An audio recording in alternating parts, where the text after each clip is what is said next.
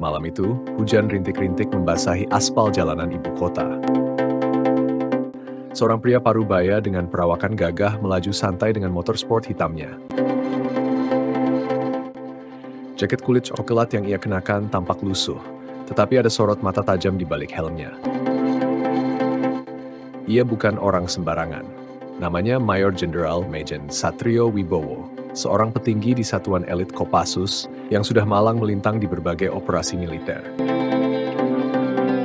Namun malam itu, ia hanya ingin pulang setelah seharian rapat di markas. Di sebuah persimpangan sepi, lampu lalu lintas berubah merah. Satrio berhenti, melihat sekeliling, lalu menghela napas. Baru saja ia hendak melanjutkan perjalanan setelah lampu hijau menyala, sebuah suara lantang menghentikannya. "Woi, berhenti kau!" Satrio menoleh.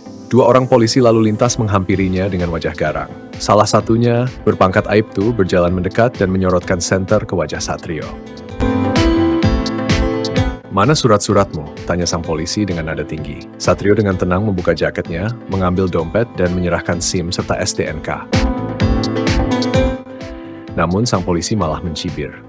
SIM-nya ada, STNK-nya ada, tapi kenapa kok nggak pakai helm standar? Mana plat motormu juga kotor begini. Gimana kalau ini motor bodong? Satrio tetap diam, menatap lurus ke mata si oknum. "Aduh, kalau begini urusannya kita bawa ke kantor saja. Tapi kalau mau damai ya, ngerti sendirilah," kata polisi itu sambil mengulurkan tangan meminta uang damai. Satrio menatapnya lama. Dalam benaknya, ia bisa saja menegur atau bahkan menindak mereka secara hukum. Tapi ia ingin tahu sejauh mana kedua oknum ini akan bertindak. "Maksudnya apa, Pak?" tanya Satrio dengan nada tenang. "Udahlah, ribet amat. Kau bayar aja 500.000 biar aman," ujar sang polisi dengan nada mengancam. Satrio menghela napas panjang.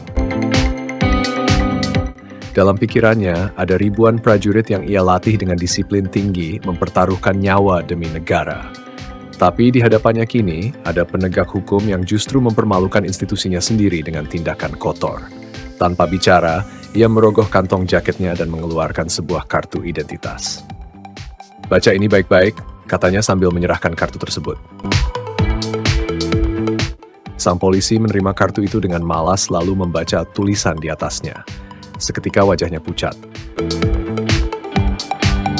Majen TNI Satrio Wibowo, Komandan Kopassus, darahnya seperti berhenti mengalir. Temannya yang tadi ikut menyaksikan ikut membeku di tempat. Mereka baru saja memalak seorang jenderal. Satrio melipat tangannya di dada.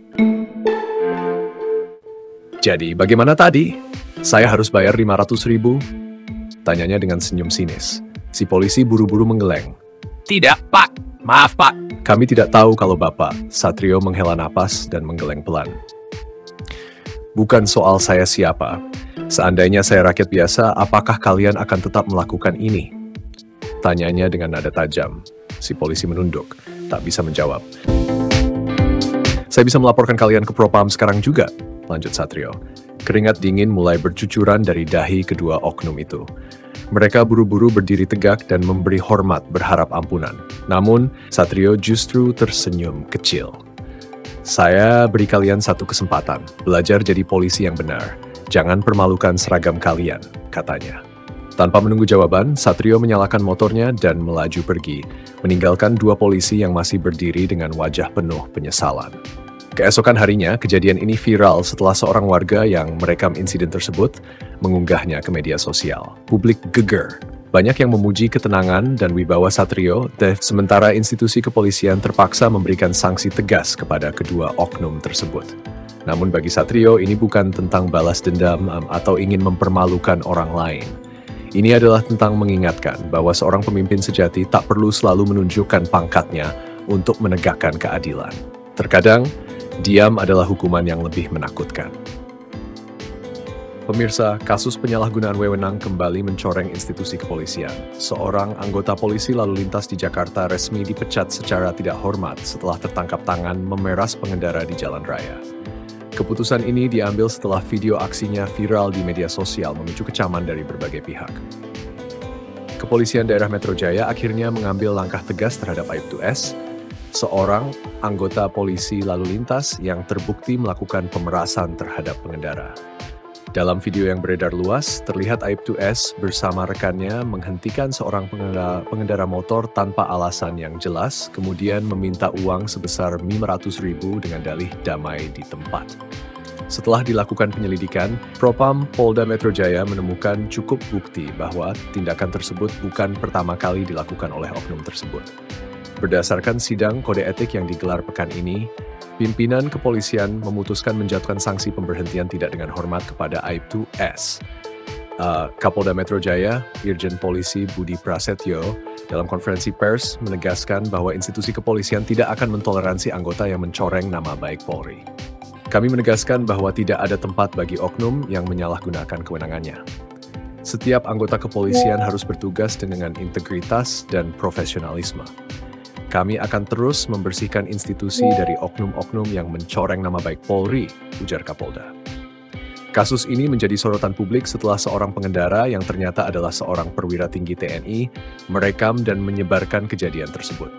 Video berdurasi 2 menit itu menunjukkan bagaimana sang oknum meminta uang dengan nada mengancam sebelum akhirnya menyadari bahwa pengendara tersebut adalah seorang jenderal Kopassus yang sedang berpakaian preman. Kasus ini mendapat respons luas dari masyarakat. Banyak yang memuji langkah cepat kepolisian dalam menindak pelaku. Namun, tidak sedikit pula yang mempertanyakan mengapa tindakan serupa tidak selalu mendapatkan hukuman setimpal. Seorang pengamat kepolisian, Dr. Andi Wijaya, mengatakan bahwa kasus ini harus menjadi momentum bagi kepolisian untuk semakin memperketat pengawasan internal. Viralnya kasus ini menjadi bukti bahwa masyarakat semakin aktif dalam mengawasi kinerja aparat. Kepolisian harus meningkatkan transparansi dan memastikan pengaduan masyarakat dapat ditindaklanjuti dengan cepat, ujar Dr. Andi. Dengan dipecatnya Aibtu S, diharapkan kejadian serupa tidak kembali terulang. Publik kini menantikan reformasi lebih lanjut dalam tubuh kepolisian agar oknum-oknum seperti ini tidak lagi mencoreng institusi yang seharusnya menjadi pelindung masyarakat. Demikian laporan kami hari ini. Semoga kejadian ini menjadi pelajaran bagi kita semua tentang pentingnya integritas dan kejujuran dalam menjalankan tugas. Terima kasih sudah menonton. Jangan lupa untuk like, share, dan subscribe agar Anda tidak ketinggalan berita terbaru dan informasi menarik lainnya.